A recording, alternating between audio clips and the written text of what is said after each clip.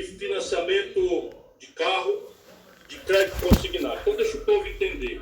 Isso é dinheiro público. Toda a diferença entre o dinheiro que a Caixa emprestar subsidiariamente e que não receber, no fim, como ela pertence ao governo, vai ser abatido de dividendo, vai ser abatido, enfim, da rentabilidade da Caixa, etc, etc. Então, é dinheiro do povo.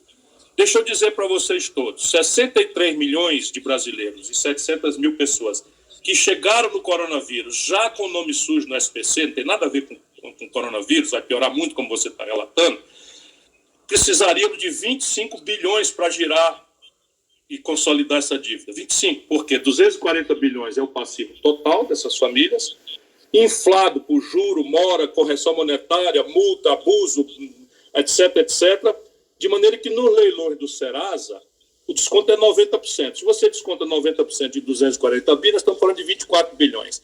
Então, um terço dos 75 bilhões, a Caixa poderia renegociar, limpando o nome de todos os brasileiros que estão humilhados no SPC e indo diretamente no primeiro motor da ativação da economia, que é o consumo das famílias, que depende de emprego, renda e crédito.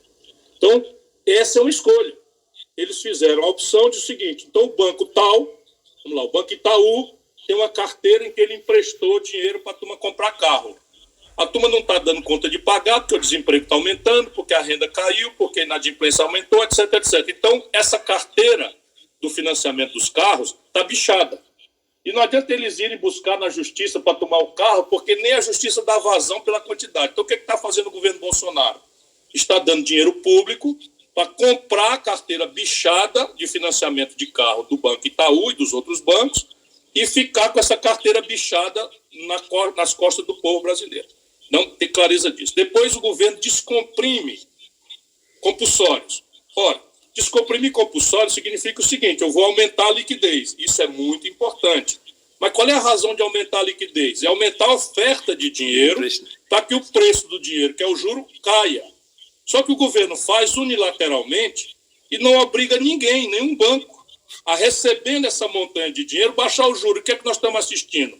Ontem, o Banco Itaú, Bradesco, a Crefisa, todos esses bancos, eu gosto de dizer o nome, todos eles aumentaram a taxa de juros. Isso, para mim, que sou professor de direito, isto é crime.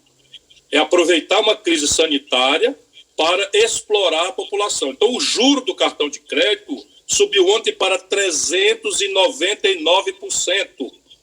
Ou seja, o governo está descomprimindo o compulsório, teoricamente a liquidez, ou seja, a oferta de dinheiro aumenta, e se aumentar a oferta de banana, o preço da banana deve cair. Pois bem, nós estamos aumentando a oferta de dinheiro com políticas públicas e o preço do dinheiro, que é o juro, está aumentando. Por quê? Porque simplesmente nós não temos governo, ou o governo que temos vive a serviço, mesmo na hora de uma crise dessa transcendência, vive a serviço dos saqueadores do Brasil, que estão aí no baronato, nos super ricos dos bancos. Então, depois você tem as linhas de crédito. Qual é o sentido de você ter uma Selic a 3,75 hoje? Qual é o sentido disso? Isso. Sabe, se eu quero aumentar a liquidez, eu tenho que reduzir a taxa de juros para nada, para zero. Como o mundo inteiro está fazendo, o mundo inteiro está cobrando juro negativo. Mas vamos supor que já seja, porque faz 10, 15 anos que nós temos essa oportunidade, 10 anos desde a crise de 2008, e não se fez. Porque também no Brasil a esquerda, dita esquerda, serve ao mesmo sistema financeiro desde sempre. Então, isso a gente tem que ter clareza, vamos discutir depois essas responsabilidades políticas. Mas o fato é o seguinte, se eu empresto a 3,75 para as pessoas, eu tenho que obrigar a que essas pessoas tenham acesso a isso mediante condição.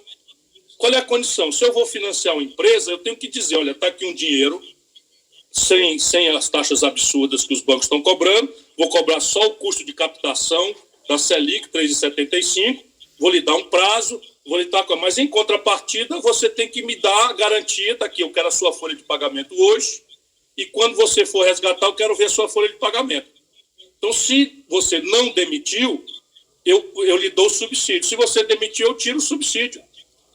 Porque se você vai financiar as empresas, qual é o sentido público de financiar as empresas? É mantê-las vivas para que elas continuem abastecendo de um lado e garantindo renda e emprego para os seus trabalhadores. E eu aqui em Fortaleza estou sabendo que essa empresa de calçado, como eu chamo? A Arezzo demitiu todos os funcionários. Então, a Arezzo demitiu todos os funcionários que têm menos de um ano de casa. E a gente precisa denunciar isso, porque tem muita empresa segurando as pontas.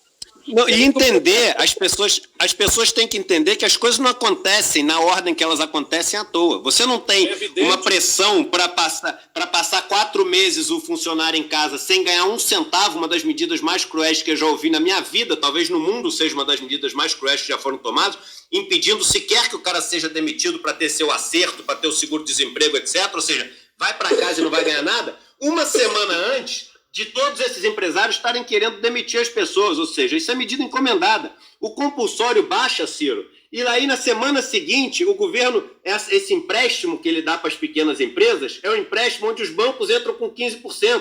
Parte do compulsório não é remunerado, ou seja, o cara deixa de ter o negócio a zero e passa a poder remunerar a 3,75. Vamos lembrar que esse que a gente está falando de cair a Selic, se a Selic cai de 3,75 para baixo de 2, o governo economiza mais de 100 bilhões de reais por ano. E vamos lembrar também que todos os dias o governo vai e enxuga mais de 1 trilhão de reais de liquidez do mercado. Isso mesmo, no mercado de hoje, através das operações compromissadas.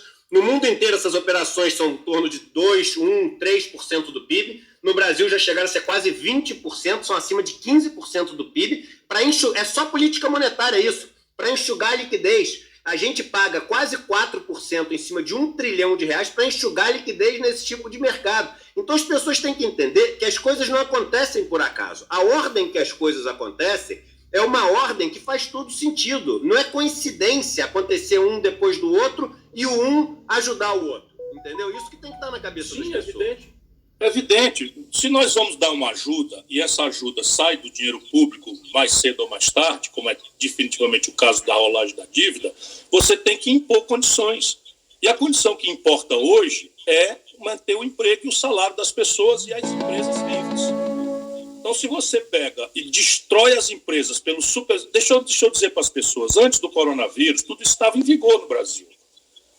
5.500.000 pequenas empresas entraram na crise do coronavírus já com o nome sujo no Serasa. Já com essa política de juros estúpida. O mundo inteiro faz 10 anos que tem juro negativo. O Brasil, no governo Dilma, botou o juro em 14%. Enfim, isso é o que nós precisamos aprender depois. Mas agora, o que importa é o seguinte, exigir que todas as providências sejam impostas na solução das empresas, que são fundamentais, mas mediante uma condição. Só vai ter direito ao subsídio, como tem que ter pressa, empresta agora. Mas assina aqui embaixo dizendo que no dia do seu pagamento, você vai ter que demonstrar que está com os mesmos trabalhadores que estavam nos outros anos, na ocasião do empréstimo. Essa é a única condição de você ajudar. Se não vai ajudar a empresa para quê? Para uma pessoa ter lucro e botar todo mundo para fora? E lembrando que nos Estados Unidos, antes só te falar, viu, Ciro, a gente tem 20 mil pessoas no Facebook, 6 mil pessoas, não, 20 mil no YouTube, 6 mil no Facebook, temos 26 mil pessoas ao vivo online, tá? Isso é uma audiência, incrível que a gente está tendo num sábado de manhã, apesar do sábado ser um dia muito parecido com os outros agora. Mas o ponto é o seguinte, nos bancos, em 2008, quando os Estados Unidos fez a ajuda, ele falou o seguinte, olha só, eu vou dar ajuda, mas não tem bônus para executivo. Eu vou dar ajuda, mas tem que limitar o tamanho do salário, porque senão tu vai pegar minha ajuda e pagar para os executivos esse salário, depois você quebra, e aí quebra, divide para todo mundo. Então, isso não é novidade que a gente está falando. De caixa, não pode receber ajuda. Não pode. Isso. Botar na especulação. Operação de tesouraria, isso mesmo, não pode ter. É óbvio, é isso mesmo. Óbvias. Mas, infelizmente, o Brasil está pagando adiantado para os de cima, muito atrasado para a esmagadora maioria da classe média e do povo trabalhador, e fazendo a parte do andar de cima sem condição nenhuma. E eu não estou denunciando isso para estragar a imagem do Bolsonaro. Eu acho que essa responsabilidade nós vamos apurar na hora devida. Eu estou falando isso para a população brasileira reclamar, falar alto, gritar, pressionar, para que eles mudem, porque nós precisamos que haja essa mudança. As pessoas precisam saber que, nesse instante, travas políticas artificiais, derivadas toda dessa mesma ideologia imbecil que nos governa há muitos anos, fazem com que nós tenhamos, ouvindo o dinheiro, ouvindo a conversa hoje, 1.355 bilhões de reais no Caixa Único do Tesouro da União.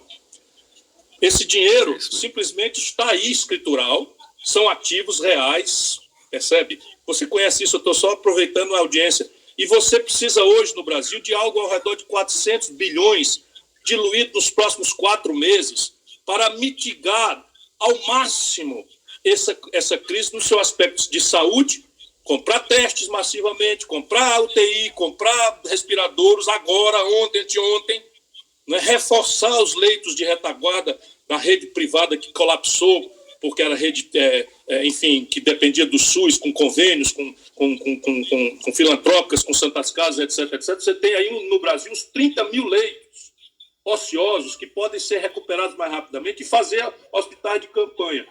Isso tudo, com 400 bilhões de reais, resolve os dois aspectos.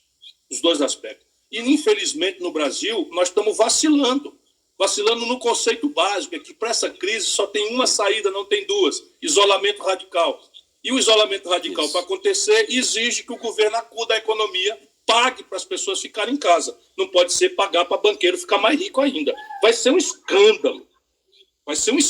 Quando terminar esse exercício e a contabilidade dos bancos demonstrar o lucro que teve.